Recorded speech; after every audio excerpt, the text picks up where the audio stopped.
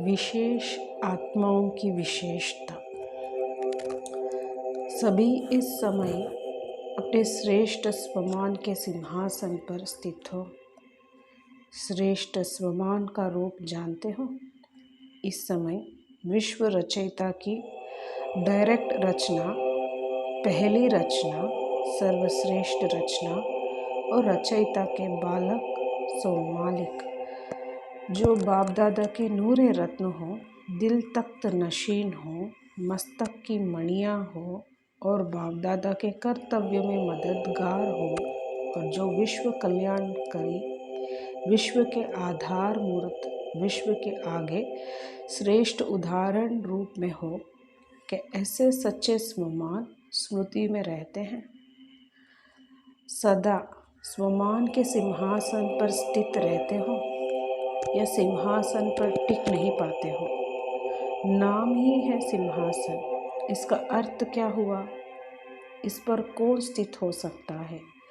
सर्वशक्ति संपन्न ही इस आसन पर अर्थात स्थित में स्थिति हो सकता है। सिंह अर्थात शेर या शेरनी, अगर सिंह नहीं बने हो तो आसन पर स्थित नहीं हो सकते हो। सिंहासन किसके लिए है? जो सर्वशक्तिमान की पहली रचना है। पहली रचना में रचयिता के समान सर्वशक्तियाँ स्वरूप में दिखाई देती है। पहली रचना की विशेषता जो इस समय है, क्या उसको जानते हो? जिस विशेषता के कारण विश्व रचयिता के भी मालिक बनते हो, बाप से भी विशेष पूज्य योग्य बनते हो। बाप भी ऐसी रचना का गुणगान करते हैं और वंदना करते हैं। वो कौन सी विशेषता है? बाप का गायन आत्माएं करती है, लेकिन ऐसे सर्वश्रेष्ठ आत्माओं का गायन स्वयं सर्वशक्तिवान करते हैं। अर्थात परमात्मा द्वारा आत्माओं का गायन होता है। स्वयं बाप ऐसी आत्माओं को हर रोज़ बार बार स्मरण करते हैं। ऐसी विशेष आत्माओं की मुख्य विशेषता क्या है जो ऐसे ऐसे श्रेष्ठ बने हो? अपनी उस विशेषता को जानते हो? अवश्य ही बाप से भी कोई विशेषता आपकी ज़्यादा है, उसको जानते हो। किस बात में बाप से भी आगे हो, वो विशेषता सुनाओ। बाप दादा से किस बात में आगे हो? अष्ट रत्नों में सिर्फ शक्तियाँ हैं, वह पांडव में भी आ सकते हैं। जब भाई भाई है तो आत्मिक रूप की स्थिति में स्थित हो आत्मा अष्ट रत्न बन सकते हैं। इसमें शक्ति अथवा पांडवों की बात नहीं है, अपितु आत्मिक स्थिति की बात है। दोनों आ सकते हैं। पांडवों की सीट भी 8 में है। अच्छा, फर्स्ट विशेषता क्या हुई जो आत्माओं को बाप का भी मालिक बनाती है? वो आप से भी श्रेष्ठ बनाते हैं। ये विशेषता है बाप को प्रत्यक्ष करना, बाप के संबंध में समीप लाना, बाप के वारिस बनाना। ये आप पहली रचना का कर्तव्य है। बाप बच्चों द्वारा ही प्रत्यक्ष होते हैं। निराकार बाप और साकार ब्रह्मा बाप दोनों को अपने निश्चय, अपने ब्राह्मण जीवन के आधार से, अपने अनुभव के आधार से विश्व के आगे प्रख्यात किया, तब विशेष मानते हैं।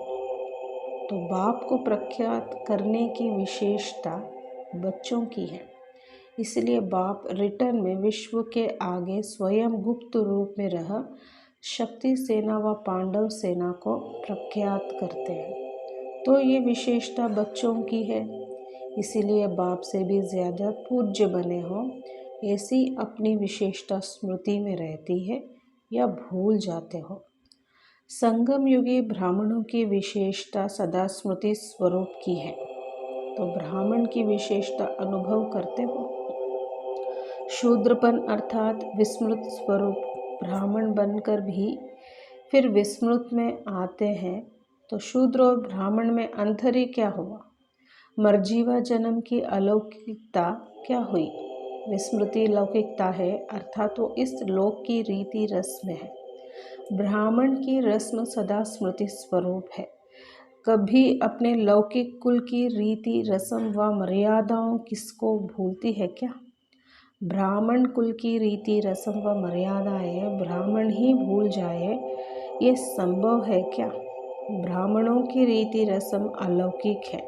इस रीति रस्म में चलना साधारण और सहज बात है, क्योंकि जब है ही ब्राह्मण, दूसरे कुल की रीति रस्म अपनाना मुश्किल हो सकती है। लेकिन ये तो आपके आदि की रीति रस्म है, नेचुरल जीवन की बात है, ब्राह्मण जन्म के संस्कारों की बात है। इसमें मुश्किल क्या है? ब्राह्मण जीवन का संस्कार और स्वभाव कौन सा है? सर्व दिव्य गुण ही ब्राह्मणों का स्वभाव है, जिसको दिव्य स्वभाव कहते हैं। तो दिव्य गुण ब्राह्मणों की स्वाभाविक चीज़ है, अर्थात ब्राह्मण जीवन का स्वभाव सर्व दिव्य गुण है। गंभीरता, रमणीकता, हर्षित मुक्ता, सहनशीलता, संतोष, ये ब्राह्मणों के जीवन का स्वभाव है और संस्कार है। विश्व के सेवाधारी जब ब्राह्मण जीवन का स्वभाव और संस्कार यही है, तो कोई भी गुण को धारण करना व सेवाधारी बनने के लिए स्वयं का अर्थात मैंपन का त्याग व निरंतर तपस्वी स्वरूप व स्मृति स्वरूप बन सहज और साधारण बात हुई ना। अगर कोई का कोई भी जन्म का संस्कार होता है, वह जन्म से स्वभाव होता है, उसको परिवर्तन करना मुश्किल होता है या चलना सहज होता है। जैसे आप लोग भी कमज़ोरी वश बहाना देते हो कि ये मेरा स्वभाव व संस्कार है, इसी प्रकार ब्राह्मण जीवन का जो आदि स्वभाव और संस्कार है, उसमें ब्राह्मणों का चलना सहज होगा या मुश्किल होगा। यदि कोई कहे कि इन दिव्य गुणों के संस्कारों के विपरीत कोई कार्य करो, तब ये ब्राह्मणों के लिए मुश्किल होना चाहिए। अभी प्रैक्टिकल में क्या है? शूद्रपन के संस्कार और स्वभाव नेचुरल रूप है, या ब्राह्मणपन के स्वभाव और संस्कार नेचुरल रूप में है। इसमें तो पुरुषार्थ करने की आवश्यकता ही नहीं, जबकि जीवन के निजी संस्कार हैं। लेकिन जैसे पहले सुनाया कि अपने स्वमान के सिंहासन पर स्थित नहीं हो पाते, अपना तख्त छोड़ देते हो और अपना बना हुआ भाग्य भूल जाते हो, इसीलिए निजी स्वभाव और संस्कार मुश्किल अनुभव करते हो।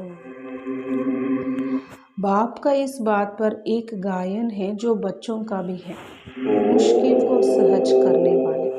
तो जब बाप का गायन है मुश्किल को सहज करने वाले, पहाड़ को राई बनाने वाले व रुई बनाने वाले, रुई कितनी हल्की होती है और स्वच्छ होती है, और पहाड़ कितना मुश्किल और भारी होता है। कहाँ पहाड़, कहाँ रुई व राई। तो जो बाप का गायन है वो आपका नहीं है। जो मुश्किल को सहज बनाने वाले ब्राह्मण, उनको कोई भी बात मुश्किल अनुभव नहीं।